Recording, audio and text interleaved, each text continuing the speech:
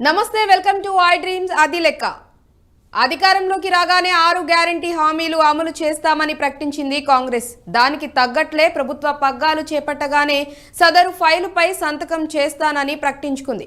ఆ హామీల అమలు దిశగా కసరత్తు కూడా మొదలుపెట్టింది. అయితే ఎన్నికల ప్రచారంలో ఓటర్లను ఎక్కువగా ఆకట్టుకున్న వంట గ్యాస్ సిలిండర్ల హామీ ఆచరణలో అందరికీ అందుబాటులో లేకుండా పోయి పరిస్థితి కనిపిస్తోంది. తెల్ల రేషన్ కార్డులకు దాన్ని ముడిపెడుతుండడంతో కొందరికే రాయితీ సిలిండర్ దక్కే పరిస్థితి తలెత్తుతుండడం విమర్శల పాలవుతోంది.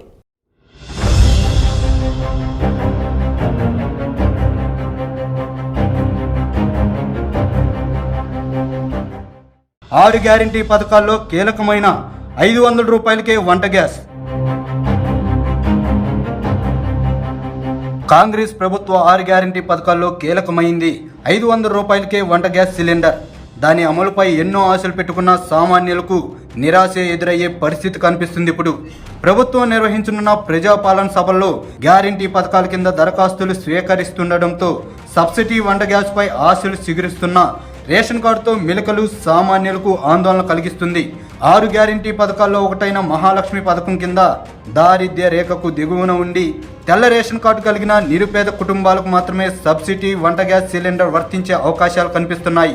ఇప్పటికే ప్రభుత్వం గ్యారెంటీ పథకాల దరఖాస్తులకు తెల్ల రేషన్ కార్డులతో ముడిపెట్టింది.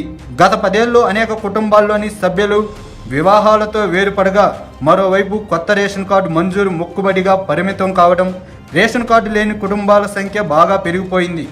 అదే ఇప్పుడు సబ్సిడీ వంట గ్యాస్కు సమస్యగా తయారు కానుంది. హైదరాబాద్, రంగారెడ్డి, మేడ్చల్ జిల్లాలోని సుమారు 30 లక్షల పైనే వంట గ్యాస్ కనెక్షన్లు ఉన్నట్టు చమురు సంస్థల అధికార గణాంకాలు స్పష్టం చేస్తున్నాయి. ఉపాధి, ఇతరేతర అవసరాల కోసం వలస వచ్చిన కుటుంబాలతో మరో 10 లక్షల అనాధికార కనెక్షన్లు ఉన్నట్టు తెలుస్తుంది. అయితే మొత్తం మీద తెల్ల రేషన్ కార్డు కలిగిన కుటుంబాలు 17.2 లక్షలు మాత్రమే ఉన్నాయి. మిగిలిన కుటుంబాలకు రేషన్ కార్డులు లేవు. అందులో బీపీఎల్ అంటే దారిద్ర్య రేఖకు దిగువనున్న కుటుంబాలకు మరో 10 లక్షల వరకు ఉండొచ్చని అంచనా. మిగిలినవి ఏపీఎల్ అంటే దారిద్ర్య రేఖకు ఎగువ ఉన్న కుటుంబాల కనెక్షన్లు. ప్రభుత్వం నిబంధనల ప్రకారం రేషన్ కార్డు లేని కుటుంబాల సబ్సిడీ వంట గ్యాస్కు అర్హత పొందే అవకాశాలు కనిపించడం లేదు. దీంతో ఈ వర్గంలో ఆందోళన వ్యక్తమవుతుంది. ప్రస్తుతం చమురు సంస్థల అధికృత డీలర్ల ద్వారా సరఫరా అవుతున్న 14.5 కేజీల ఎల్పీజీ సిలిండర్ ధర బహిరంగ మార్కెట్ ప్రకారం 955 రూపాయలు ఉంది. గృహ వినియోగదారులు సిలిండర్ ధరను పూర్తిగా చెల్లించి కొనుగోలు చేయాల్సి వస్తుంది. కేంద్ర ప్రభుత్వం చమురు సంస్థల ద్వారా సిలిండర్ ధర ఎంత పలికినా రాయితీ మాత్రం 40 రూపాయల 71 పైసలకు పరిమితం చేసి నగదు బదిలీ కింద వినియోగదారుల ఖాతాలో జమ చేస్తుంది. కాంగ్రెస్ ప్రభుత్వం ప్రకటించిన గ్యారంటీ పథకాలైన మహాలక్ష్మి కింద అర్హత పొందితే కేవలం 500 రూపాయలకే సిలిండర్ వర్తించే అవకాశాలున్నాయి. మరోవైపు వంట గ్యాస్ కనెక్షన్లకు ఈకేవైసీ అనుసంధానం ఉరుకులు పరుగులు పెట్టిస్తుంది.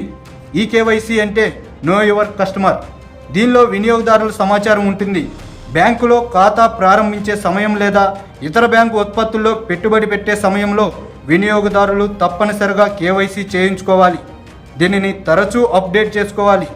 రాయితీ సిలిండర్లను దాంతో ముడిపెట్టడంతో 15 రోజులుగా వంట గ్యాస్ వినియోగదారులు ఏజెన్సీల ముందు బారులు తీరుతున్నారు.